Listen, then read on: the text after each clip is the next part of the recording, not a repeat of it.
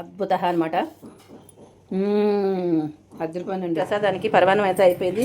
కదంబానికి రవ్వ అలాగే పప్పు నేను కడిగేసుకుని 1:4 వాటర్ వేసుకుని నేను పెట్టుకున్నాను. నేను ఎంత వేసుకున్నాను అంత క్వాంటిటీకి. ఇదిగోండి దానికోసం ముక్కలు ఉడుకుతున్నాయి అనమాట. కదంబానికి ముక్కలు ఉడుకుతున్నాయి. కదంబం మసాలా చూపిస్తారండి.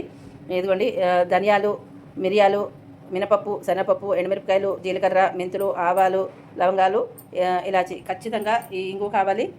అలాగే పసుపు, ఉప్పు కంపల్సరీ కదా. ఇదండి కదంబం మసాలా ఇదనమాట. ఇవన్నీ డ్రై రోస్ట్ చేసుకుని బాగా చక్కగా బంగారు రంగు వచ్చేంత వరకు వేయించేసుకుని పౌడర్ చేసుకుని పెట్టుకోవాలి.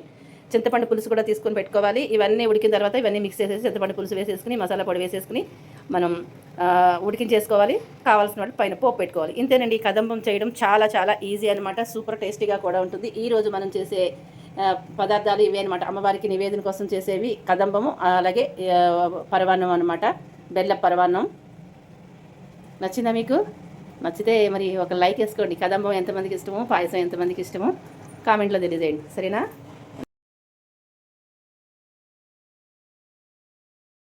చూడండి, ఉల్లి వెల్లుల్లి లేకుండా ఇంగువతో చేసిన కదంబం అండి.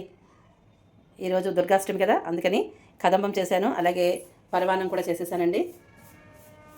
చూసారా, రెండు అసలు ఎంత మంచి వాసన వేస్తున్నాయండి. ఇదైతే కదంబం అయితే గుమగుమలు ఆడిపోతుందండి బాబు. ఎంత బాగుందో తెలుసా, చాలా మంచి వాసన వేసేస్తుంది.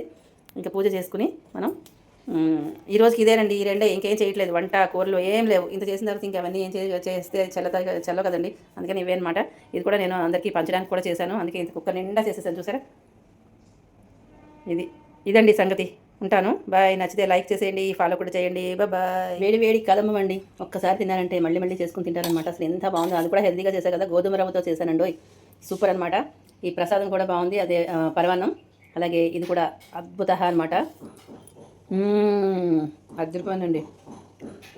వీడియో చూడండి.